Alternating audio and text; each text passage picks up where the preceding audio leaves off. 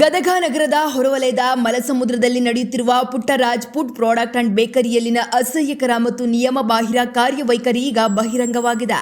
Expiry date ಮುಗಿದ ಕಳಪೆ ಸಾಮಗ್ರಿಗಳನ್ನು ಬಳಸಿ ಆಹಾರ ಪದಾರ್ಥಗಳನ್ನು ತಯಾರಿಸಲಾಗುತ್ತಿದೆ ಎಂಬ ಆರೋಪ ಕೇಳಿಬಂದಿದ್ದು, ಸ್ಥಳಕ್ಕೆ ತೆರಳಿದ ವಿಜಯ ನ್ಯೂಸ್ ಕ್ಯಾಮೆರಾದಲ್ಲಿ ಇಡೀ ಅವ್ಯವಸ್ಥೆ ಸೆರೆಯಾಗಿದೆ.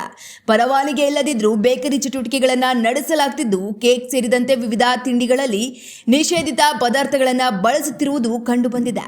ಸ್ಥಳೀಯರ ದೂರಿನ ಮೇರೆಗೆ ಎಚ್ಚೆತ್ತ ಆಹಾರ ಇಲಾಖೆ ಅಧಿಕಾರಿಗಳ ತಂಡ ತಕ್ಷಣ ದಾಳಿ ನಡೆಸಿ ಪರಿಶೀಲನೆ ನಡೆಸಿದಾಗ ಅಲ್ಲಿನ ಅಸ್ವಚ್ಛತೆ ಮತ್ತು ನಿಯಮ ಉಲ್ಲಂಘನೆ ಬಯಲಾಗಿದೆ.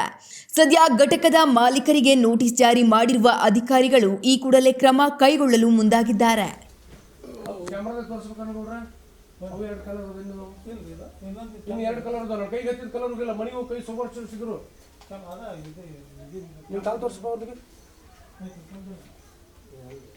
ಅಲ್ಲಿ ಎರಡು ಇಲ್ಲೋದಿತ್ತು ಗ್ರಾಹಕರಂದ್ರೆ ನೀವು ಗೊತ್ತಾಗುತ್ತೆ